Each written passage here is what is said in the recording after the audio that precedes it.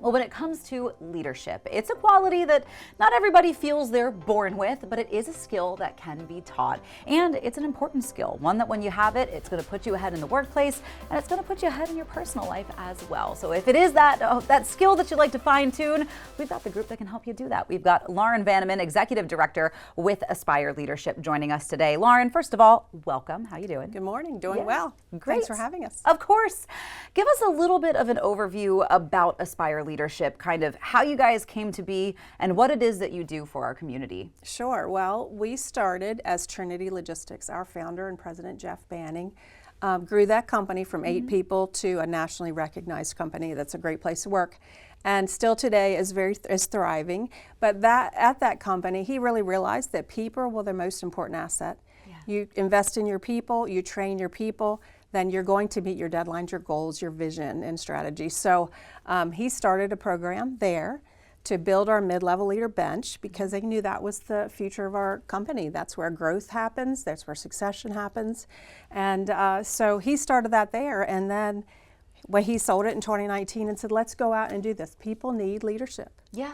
You made a comment that, some people are born with it. We hear that all the time. Well, it's not natural to me. Well, it can be learned. Yeah. And so is this something that you offer to work organizations as well as individuals? Yes. Great. Yes.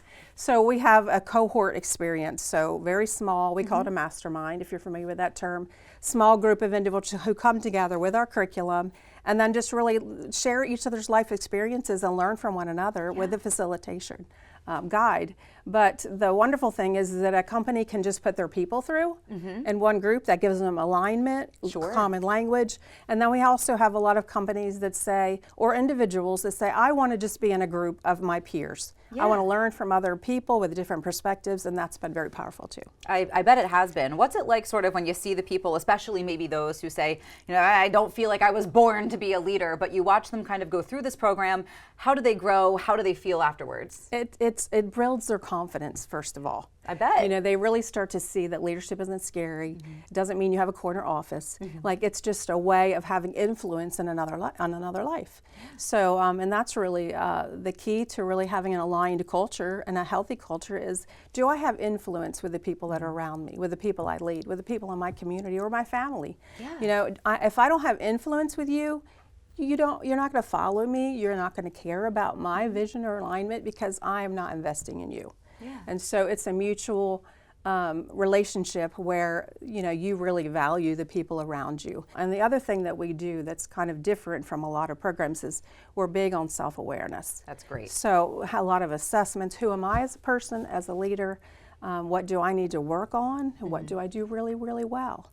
A lot of the behaviors, we have 42 behaviors that we've identified that really, I know it seems like a lot, but we touch on them. It's very reflective, and they're talking to this group of people with their struggles and their obstacles in everyday life that they can find the answer in this book and in the people that come along that journey. I think what you said too about, knowing your own strengths and weaknesses, it's hard to be a strong leader if you're not self-aware of that. Absolutely. And I think a good leader can put people in the right spots who maybe can counter those weaknesses of yours. Like, I'm not good at math, but my coworker here is, so I'm going to make them that person, the numbers person, when maybe that's not necessarily your strong suit. Exactly right. Yeah, and I also understand you guys have a webinar coming up. Tell us a little bit about that. We love to offer free resources. We do have a program that's paid for sure, but we love to invest in our community. So every month we have a webinar with a hot topic and pain points that every leader deals with. Last time it was hard conversations. We've talked about managing versus coaching,